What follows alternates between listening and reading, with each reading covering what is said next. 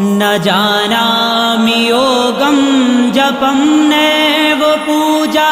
न तोऽहं सदा सर्वदा शम्भुतुभ्यं जराजन्म दुःखोदतातप्यमानं प्रभो पाहि आपन्नमामीश शम्भो प्रभो पाहि आपन्नमामीश